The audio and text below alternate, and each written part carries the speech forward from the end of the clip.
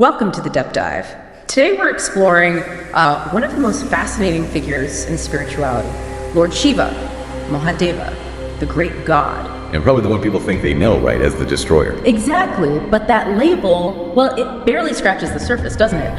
Our mission here is to get past that, to show he's really this cosmic transformer, a figure of paradox and ultimate liberation. And to really get Shiva, you have to understand his roots run incredibly deep. We're talking potentially before the Vedic period even started, millennia back, Indus Valley civilization. Wow, okay. Before the main text. So how do we actually, trace that presence? What evidence is there? It's mainly through artifacts. There's this one iconic piece, though it's highly debated, the Pashupati seal.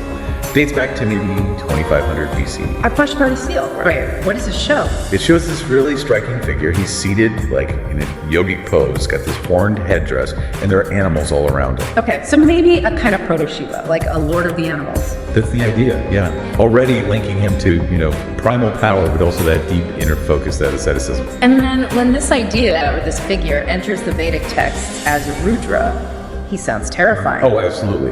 Rudra is the howler. He's the wild storm god of the wilderness, disease, unpredictability. It's pretty fearsome stuff. Pure fear, yeah. But there's a twist, isn't there? A huge one. And it's crucial. The same Vedic hymns that are begging Rudra not to unleash his destructive power, they also praise him as Jalasha Veshaja. Which means? The greatest of physicians, the one who brings healing, relief. So right there, from the start, you have this intense duality, terror and compassion bound together. It's fundamental. Okay, let's circle back to that destroyer title then. If he's both fear and healing, what's his cosmic job description really? Well, see, destroyer is kind of a rough translation of the Sanskrit term, samhara. It doesn't really mean like angry annihilation. So what does it mean? It's more like dissolution or withdrawal. Think of it this way. At the end of a vast cosmic cycle, Shiva dissolves the universe. He withdraws it back into its source. It's actually seen as an act of profound compassion.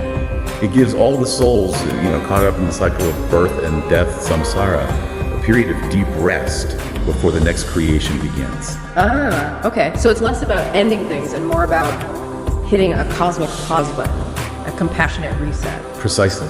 And this is just one aspect. If you look at Shiva theology, Shiva isn't just the dissolver.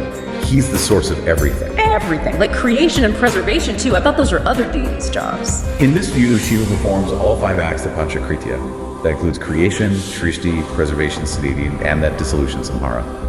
But also 2 more subtle ones. Which are? Veiling reality, Tirobhava, basically allowing the illusion of the material world so we can experience it, and then ultimately grace or revelation, anugraha, revealing the true nature of things. So he encompasses the entire spectrum of divine activity. Wow, that really shifts the perspective. He's the whole cosmic dance. Exactly.